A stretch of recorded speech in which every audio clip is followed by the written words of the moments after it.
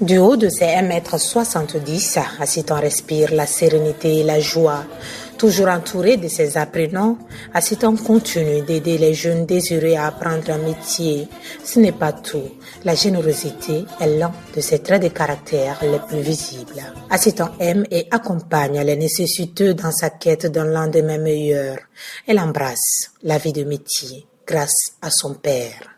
En fin 2009, j'ai fait ma soutenance jusqu'au jour de 2019, presque 10 ans, j'ai pas eu de boulot. Donc j'ai tapé à peu près à plein de portes, mais malheureusement pour moi, ça n'a pas du tout été facile. Et c'est en 2019 que je me suis approché de mon papa. Lui, il avait déjà un centre. Il m'a un peu mis dans le domaine de l'entrepreneuriat. Qu'est-ce que c'est que apprendre un métier, vu que lui, il avait déjà commencé avec la formation en coupe-couture et autres. Et depuis lors, j'ai pris un peu goût à la formation des métiers. Et c'est juste là que je me suis allé former en saponification. Et juste après la formation en saponification, j'ai été ravie. J'étais tellement contente parce que je savais pas que tu pouvais apprendre un métier en seulement 3 jours et que tu peux passer de l'état liquide à l'état solide, vu que le savon, c'est très, très important dans la vie de l'homme. Et là, je me suis dit, pourquoi ne pas essayer de montrer aux autres femmes qui n'ont pas eu la chance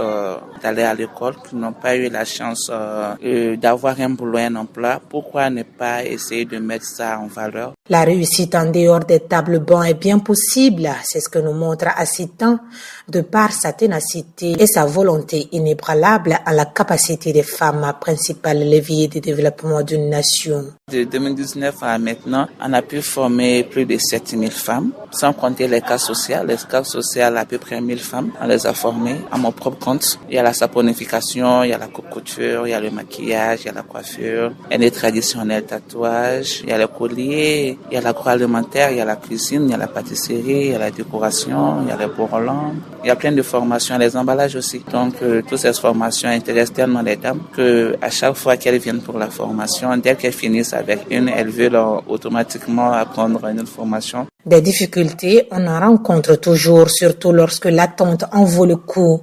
Madame Ballot nous le démontre à hauteur de souhait. Au début, il n'y avait pas tellement de personnes qui faisaient ce genre de formation. Donc, pour que les dames puissent être sensibilisées et qu'elles puissent comprendre que avec ce métier, tu peux être autonome, avec ce métier, tu peux être indépendante tout le temps. Donc, pour faire la sensibilisation, que amener les dames à venir se faire former, c'était pas du tout facile.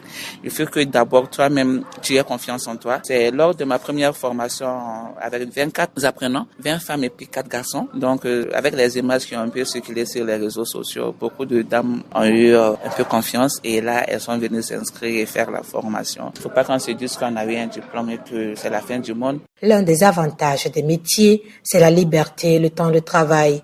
C'est du moins ça ce que l'on retient de cette maman poule, tant à la maison que dans l'atelier. C'est ça même l'idéologie, parce que dès que tu entreprends, que tu travailles pour toi-même, toi-même tu fixes tes horaires de travail. Le matin, tu peux venir à 10h si tu le veux, et le soir, tu peux descendre à 16h, 17h. Tu travailles pour toi-même, tu te payes toi-même, tu es ton propre patron en fait. Donc avec ça, tu peux gérer le foyer, tu peux aider ton mari, tu peux garder un coup d'œil sur les enfants. Affectueusement appelée la vieille, Assitan exhorte les femmes à la rigueur et à plus d'engagement, raison pour laquelle elle propose un programme de réinsertion pour les femmes désireuses de changer leur identité sociale. Je me suis dit, puisque j'ai formé tellement de cas sociaux, à chaque fois que je partais à la maison, quand je m'arrêtais, je vois les femmes mendiantes, elles peuvent faire quelque chose de leur vie, elles peuvent travailler, elles peuvent apprendre, elles peuvent chercher de l'argent d'une autre manière qui n'est pas seulement que manger. Pourquoi ne pas essayer de leur instaurer un peu l'idée de l'entrepreneuriat, l'idée de l'autonomisation. Et c'est cette année, par la grâce de Dieu, j'ai pu l'appliquer. Donc, je me suis dit, bon voilà, je me lance. Et là, je me suis lancé dans la sensibilisation pour voir un peu si l'idée les intéresse ou pas. Et on a remarqué que vraiment, elles-mêmes, elles n'en croyaient pas. Et on a pu jusqu'à 20 personnes. 20 personnes et déjà, après la fête de Ramadan, elles vont commencer. Elles ont dit que après cette formation, elles ne vont plus mendier. Et pas seulement les femmes mendiantes, même la prostitution. Beaucoup de femmes se sont retrouvées dans la prostitution sans le vouloir. Entre l'échec et la réussite, il n'y a qu'un fil. C'est justement ça, l'entrepreneuriat.